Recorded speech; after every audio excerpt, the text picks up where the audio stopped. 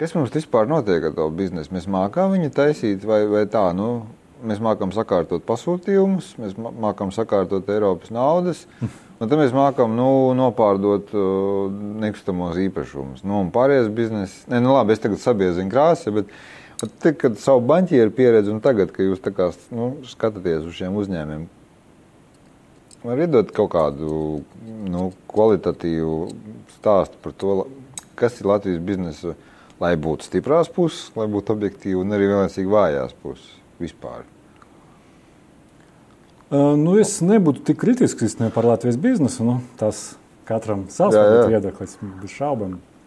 Tā uzņēmība kā tāda, kas uzņēmējiem ir jāpiemīt, tā spēja meklēt, gatavi meklēt kaut kādas izdevīgumu iespējas un tā tālāk, manuprāt, kopumā ir laba līmenī.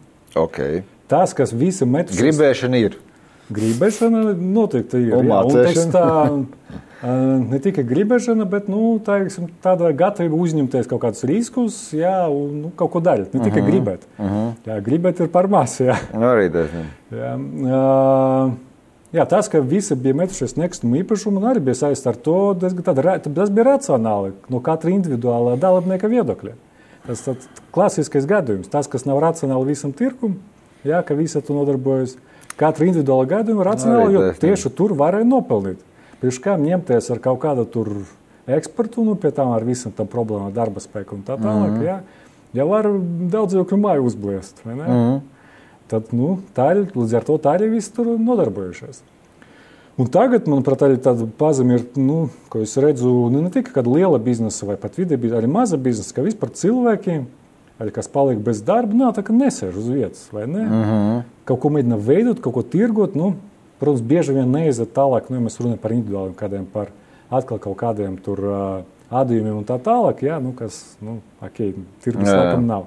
Bet kaut vai tās pašas, ka cilvēki riskē kādas atvertas pašas kafejnīcas, vēl kaut ko citu, vai mēģina kaut ko tirgot, tas, manuprāt, ir labs apliecinājums tam, ka, tādā ne visiem, protams, bet kopumā diezgan lielam procentam, man šķiet, ne tā kā Ķīnā, bet vienalga lielam procentam ir tāda, tieši...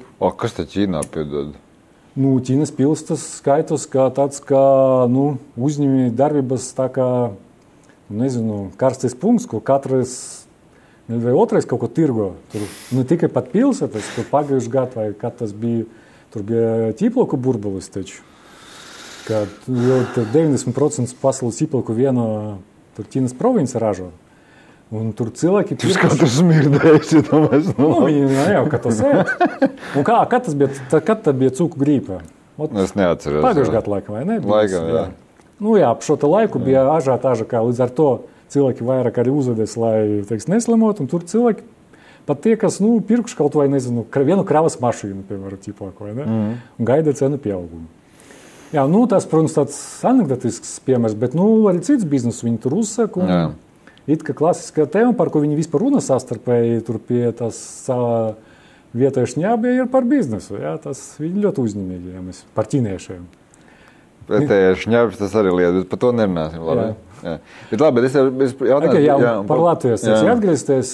Vājas puses, protams, kaut kādas, tā sapratnes par kaut kādu ilgtermiņa plānošanu, bieži vien par citiem finanšu jautājumiem, par kādiem pašizmaksu, produktu pašizmaksu, ja cilvēks ražo vairāk kā vienu produktu. Tas bieži vien bija uz sajūtām līdz šim, kas, tad, kad, protams, var pārlikt izmaksas uz patērētāju, kurā brīdī, tad tas bija ok, tagad ar to ir grūti. Bet atkal, man šķiet, ka to arī apzinās. Bieži vien, redzu, ka arī sludinājums meklē tieši finanšu direktorus un tā tālāk, izvirza prasības. Vismaz, tā... Kaut ko cenšas. Es domāju, ka jā. Un arī tas pats eksporta pieaugums, kas ir novērojams, tas arī ļoti ātri noticis galvenais. Labi, bet, teiksim, kā profesionāli, kas tad rehabilitē uzņēmums vai gribētu to darīt, kā tu skaties uz to, kas bieži vien ir sevišķi priekšvēlēšana laikā, bieži partiju programmās ir tēzes par to, ka valsts atbalsts. Tad viņš dažādi tur sazarojās, bet, tā kā saucās, uzņēmumi ir krīzē, mēs viņiem palīdzēsim, kā valsts palīdzēs. Protams, ir dažādi varianti, sākot no kaut kādu ievedu muitām, nodokļiem zemākiem un tā, bet filozofiski tā tēze, ka ja uzņēmums ir grūti laiki, tad valstī jāsteidz palīgā. Valsts palīdzība. Ja nav runa par tādiem keisiem, kā tur autobūve, štatos un tā, bet valstī vispār ir tāds uzdevums, un vai valstī ir tādi instrumenti, lai uzņēmumi, kuram radušies šī rehabilitācijas nepieciešamība, lai viņi vispār kaut ko varētu izdarīt. Ja tikko valsts krāmējās, tā vairāk ziepes nekā vajag. Vispirms, man šķiet, to pat vieglāk apspriest tādu jautājumu, ja viņi nosat nedaudz savādāk. Ja nevis valsts palīdzība, ja ko zina valsts, tas nozīmē, ka tie nodokļu maksātāji, kuriem nav krīze, vai viņiem vajag palīdzēt tiem, kuriem ir. Faktiski, jā. Jā. Ja tā nosūt jautājumu uzreiz kaut kā, varbūt ne tik ļoti gribas atbildēt apstiprinoši. Jā. Vairāk man šķiet, ka jārūpējas, protams, par to pašu, bieži pieminētu uzņēmēju darbības vidi. Jā, tāpat nodokļu sistēma, ne tikai pie tam pat nodokļu likmes, kas nav jau tik augstas. Darba spēkam ir, jā, bet pārējām nav jau tik traki. Jā. Bet tāpat, administrēšana, sarežģītība un tā tālāk, jā, visi tie paši jautājumi, kas bieži tiek pieminēti. Līdz pret valsti būtu jākoncentrēs uz to. Jā. Un, protams, nevajadzētu to vidi vēl sabojāt arī tur, kur valsts aktīvi piedalās, kā pasūtītājs kaut vai. Ko mēs zinām, visus tos bieži tagad apspriest jautājumus par iespējamu korupciju dažādas jomas, ko valsts ir pasūtītājs, tās, protams, nekā nepalīdz. Var tas palīdz ļoti šauram uzņēmēju lokam un nepalīdz noteikti ekonomikai kopumā. Patiesībā nevajadzētu grābstīties ārpus fiskālās politikas un kaut kādiem tīri tādām tiesiskiem aspektiem. Jo brīžiem tā liekas, ka tur ceļīgi grib nākt pie varas, un tad tā palīdzība būs tam pasūtījums, tam kaut kāds kredītus atvieglotiem nosacījumiem. Viņi tā to saprot. Ja, labi, saprot jautājumu. Klausies, ir tā, ka mums studijā ir bijuši ļoti objektīvi pretēji viedokļi, kas attiecas uz maksātnespējas likumu visiem šīm lietām. Jo, protams, Garenko atnāca un stāstīja vienu, un Tverjans atnāca un stāstīja otru. Aska, protams. No jūs kā speciālisti viedokļi, es saprotu, tas ir divas dažādas lietas, fiziskās un juridiskās, bet vienalga, ja varētu kaut kādu diagnozi iedot tam, kas te notiek, jo kā saka latvieši, vārka ir mežonīga, ja? Tur visi mēdī raksta un ņemās, un tas iegūst politisku skanējumu. Tā, ja tās, kā speciālisti paskatās uz šo jautājumu, kā tas tā izskatās?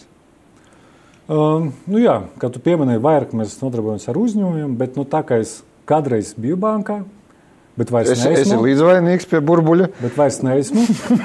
Līdz ar to, es ceru, ka man varbūt tāda iespēja tā kā, neiekrist galības vismaz. Okay, jā. Ja spriest pēc PR aktivitātēm, tad, var nodomāt, ka milzīgs zaudējums bankam noticis attiecībā uz privātpersonu maksātnespēju. Un milzīga uzvara kredītņēmējiem. Vismaz tā atbilstošas puses pasniedza. Periods bija ļoti, pesimistisks par kredītošanas nākotni un tā tālāk. Mans, atkal vērtums nebūs tik dramatisks. Jā. Tās izmaiņas, protams, padarīs, ja viņus tādā pašā veidā parakstīs, bet gan jau diez vai vēlreiz to sūtīs. Es nedēļu tā, ka es spriežu par politiku, bet vajag kaut ko pieņemt. Labāk nekā neko. Ja, tās izmaiņas, kas tagad Saeimā apstiprinātas kopumā, manuprāt, nebūs, nedarīs kāda revolūcija, kaut gan, protams, padarot par pieejamāku to privātpersonu maksātnespēju, tas maksātnespēju pieteikumu skaits pieaugs. Vai tos nozīmē, tas liktumu bankām, uzvaru spekulantiem, paradniekiem, visiem. Spekulantiem, jā, okay. Tas, manuprāt, pirmkārt, tas noteikti uzvarēti būs administratori, vai ne? To var identificēt. Tas būtu nepareizi profesiju izvēlējies, vai administratori? Labi, saprīk. Jā. Lūk, tas, ka privātpersonas varas iesniegt tas pieteikumus vieglāk, es nezinu, vai tas ir ļoti liels iegums pats par sevi, jo tas nav nekāda, dāvana tam cilvēkam, gan pats process, gan tas sekas attiecībā uz viņu kredītspēju, jāsaprot, ka tas tāds, vajadzīgs bieži vien, bet galējais solis. Jā. Runājot par banku zaudējumiem, un to, teiksim, vai tas palielināsies no tā, ka būs vairāk pārrednieku vai nē, nu šeit man tāds viedoklis, ka bieži vien runa par tām, teiksim, saistībām, kas paliek pāri, kad pārdotas īpašums un vēl jāmaksā. Jā. Un ļoti liels, teiksim, par to bija diskusijas lielas, gan ka tas vispār jāierobežo pilnībā, vai tagad tas jāatrisina ar maksātnespēju. Man šķiet, ka svarīgi pa īstam bankam nevis tas, ka ir iespēja to piedzīt, jo faktiski iespēja piedzīt cilvēkam, kas nav vairs īpašums, un kurš jaunu īpašumu nepirks jau savu vārdu. Pie tam Latvijā vēl pastāv iespēja arī ienākumus neuzrādīt. Iespēja vismaz. Iespēja, jā, diplomātiski. Un turklāt viņi vienalga par kaut kādu māju, ka kaut kam būs jāmaksā šā vai tā. Jā. Reāli tas ārsts neko daudz arī nevar piedzīt. Jā, neoficiāli es dzirdēju, ka tagad tas, nezinu, varbūt 15-20% ne kaut kādu tur gadu laikā vispār. Teiksim tā. Jā, es saprotu.